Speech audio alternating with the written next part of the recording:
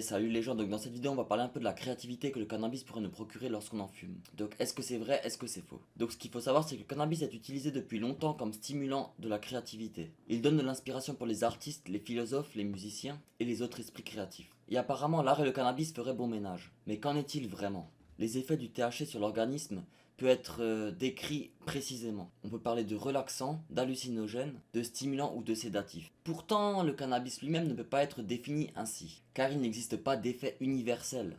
Et ça, bien sûr, ça dépend aussi de la variété de la plante, de la quantité et aussi selon les personnes. Chaque personne peut le ressentir différemment. Par contre, les personnes qui ressentent une différence de perception et de réflexion lorsqu'ils fument du cannabis, ça, c'est un effet universel. Et le cannabis a une très longue histoire, et notamment en tant que complément dans l'inspiration de l'art, la philosophie, la musique ou d'autres formes d'efforts créatifs. Il est aussi important de dire que le cannabis ne doit pas être considéré comme une source d'inspiration, mais bien un complément ou une petite aide pour se débloquer l'esprit. Car c'est pas le cannabis à lui seul qui va justement vous procurer cette inspiration, c'est votre ouverture d'esprit, votre déblocage. Vous allez être débloqué, vous sentir plus libre dans vos pensées, dans vos têtes, et ce déblocage va permettre de donner libre recours à votre créativité.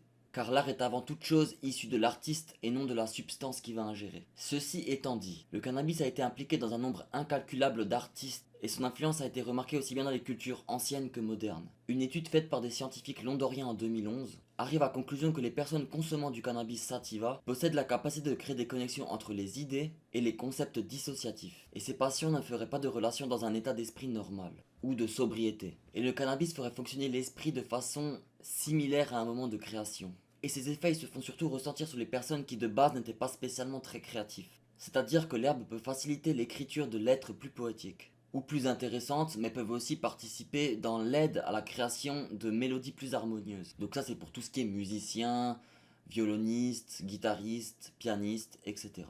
Le cannabis perturbe la concentration mais aide aussi à se relaxer. Et étant donné qu'on est plus relaxé, on peut être aussi plus concentré dans ce qu'on fait. Donc ça dépend vraiment des personnes. Il y en a qui vont perdre toute concentration lorsque c'est inintéressant, mais lorsqu'ils s'intéressent, ils sont vraiment relaxés pour se concentrer sur ce qu'ils veulent vraiment faire. Donc c'est pas le cannabis en lui-même qui va aider à créer ces mélodies, c'est plus l'homme qui va être plus apaisé, plus concentré et plus inspiré dans ce qu'il fait, parce qu'il va être concentré sur une seule tâche et c'est une tâche qu'il va aimer faire. Pour confirmer cela, notre groupe de chercheurs ont mené une étude en 2008 analysant l'activité cérébrale des personnes qui auraient consommé du cannabis. Ils ont découvert que l'activité cérébrale augmente dans les zones en relation avec notre façon d'entendre les sons, et nous permettrait ainsi de se concentrer sur la musique pour la rendre plus intéressante. La marijuana était déjà utilisée au 19e siècle à but thérapeutique, comme par exemple la reine Victoria d'Angleterre, qui utilisait ses bénéfices pour soulager ses douleurs menstruelles. Pour conclure, le milieu artistique n'est pas le seul domaine qui se voit bénéficier de la créativité transmise par la marijuana, puisque le monde de la science et des technologies a également sa part de personnalité, utilisant la plante dans un but d'exploration mentale pour renforcer l'efficacité de leurs recherches.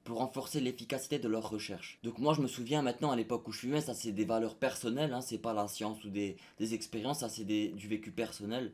C'est vrai que quand je fumais, j'aimais beaucoup écouter de la musique, beaucoup plus que quand j'étais sobre ou que j'avais pas fumé.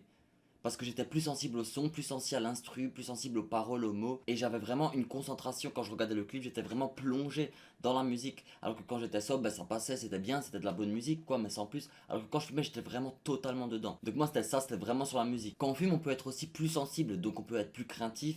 On peut être plus triste aussi. Et on peut aussi avoir plus d'empathie, plus d'émotion, plus de joie. Quand quelqu'un va être joyeux et qu'on va le voir heureux, on va aussi avoir cette empathie. Et nous-mêmes être joyeux parce qu'une personne est joyeuse. Donc on augmente notre sensibilité. Mais tout ça c'est chimique, c'est dans le cerveau que ça se passe. C'est une modification du circuit neuronal qui fait que nos sentiments sont aussi transformés. Mais comme je l'ai dit, tout est question de dose. Il faut pas se dire que plus je fume, plus je vais être inspiré. Déjà, fumer, c'est pas ça qui va te rendre inspiré. Ça va plus t'aider à te calmer, à enlever le négatif pour te concentrer vraiment sur ce que tu veux avoir. Tu peux aussi bien être parfaitement inspiré quand tu es sobre et en bad trip quand tu as fumé. C'est pas parce que tu vas fumer que tu vas être forcément plus inspiré, mais ça peut être une aide pour se calmer et se canaliser. Et ça a été démontré dans tous les domaines de tout ce qui est pensée. Grands philosophes, artistes, peintres, musiciens.